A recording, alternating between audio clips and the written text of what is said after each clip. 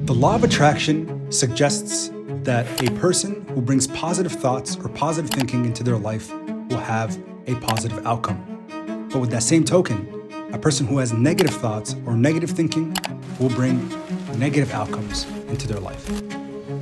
So it is based on the belief that the thoughts are a form of energy, that positive energy attracts success in all areas of life, including health, finances, and relationships.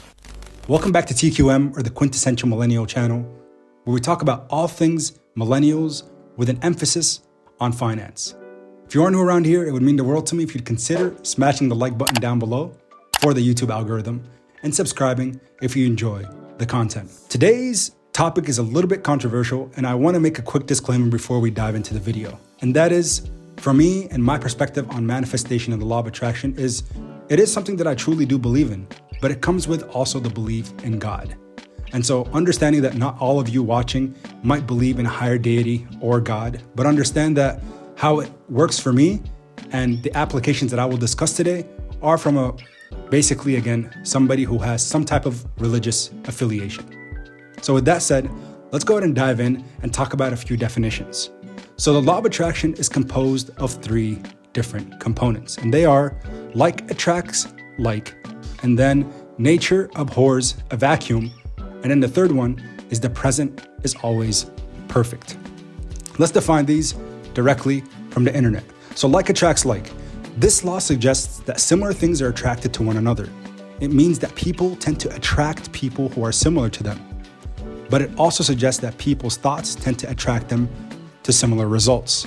And I think that's where it's a little bit more powerful. Negative thinking is believed to attract negative experiences, while positive thinking is believed to produce desirable experiences. So make sure, as I go through these different definitions, you keep pins on them because I think they'll be applicable for the remainder of this video. Now, nature abhors a vacuum. This law of attraction suggests that removing negative things from your life can make space for more positive things to take their place. It is based on the notion that it is impossible to have a completely empty space in your mind and in your life. Since something will always fill the space, it is important to fill that space with positivity, proponents of this philosophy say.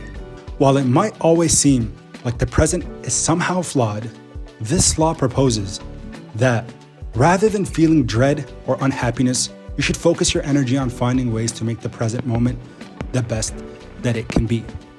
So for me, I think, again, if we just talk about the present always being perfect, and for me as a Muslim, we always say the word Alhamdulillah, which means, again, thanks to God for whatever situation that we are put in.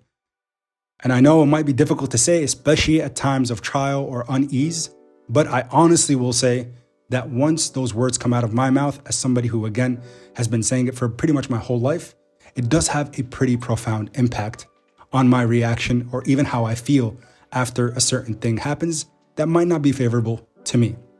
So let's go ahead and dive in and talk about optimism, the law of attraction, and positive thinking.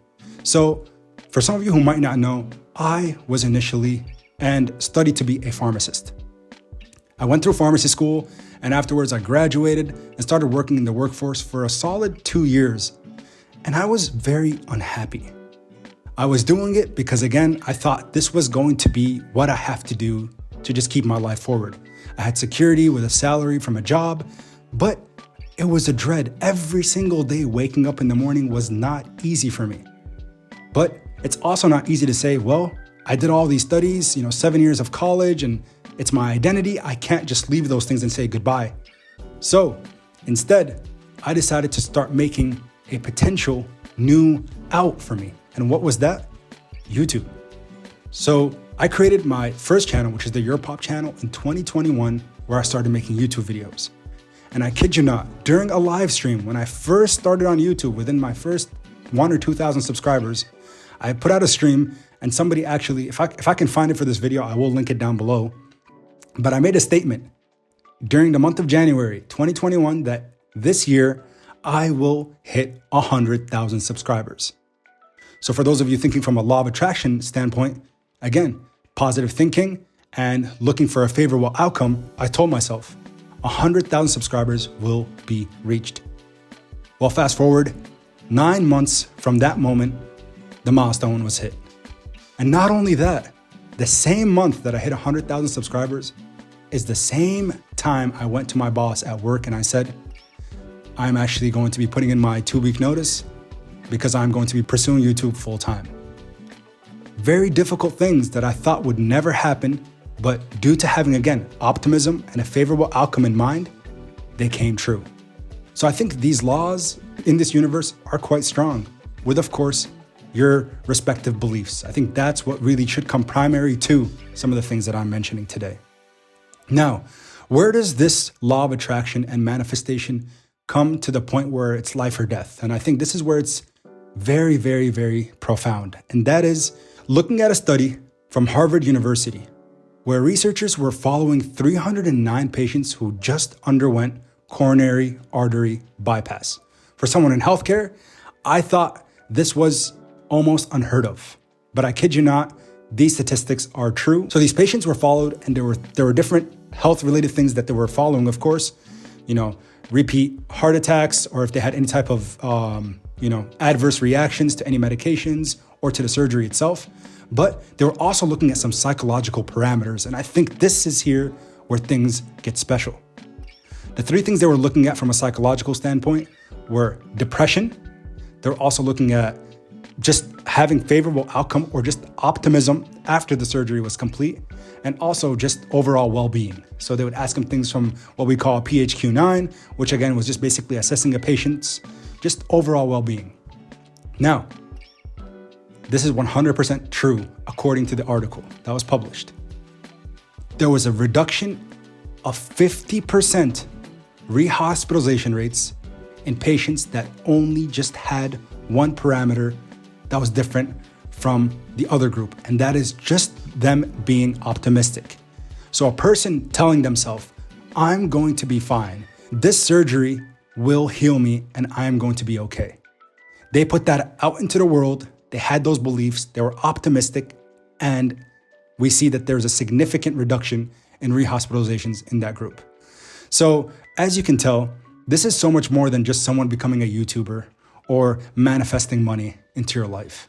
It's life or death as well. And so one of the things that also we need to mention is right now all over the internet, if you just YouTube or write anything about the law of attraction, how I can hack it, I really don't believe in any of those things, because you won't be able to just put it out in the world. I want $10 million cash that shows up at my doorstep tomorrow. And I think this kind of goes well and hand in hand with goal setting.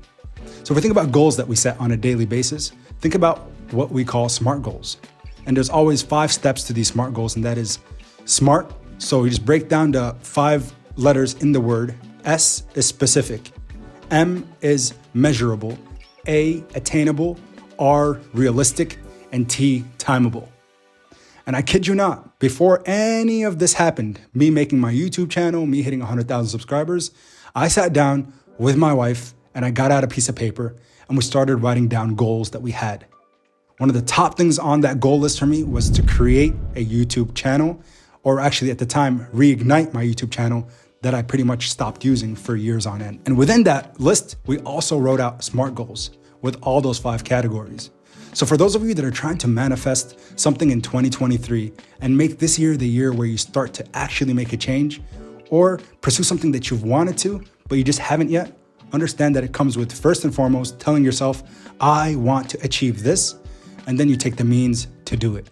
So I do appreciate you guys' love and support as always, and thank you so much for tuning in. I hope this video helps and gives you at least some understanding and an anecdote of where manifestation and the law of attraction actually came to use.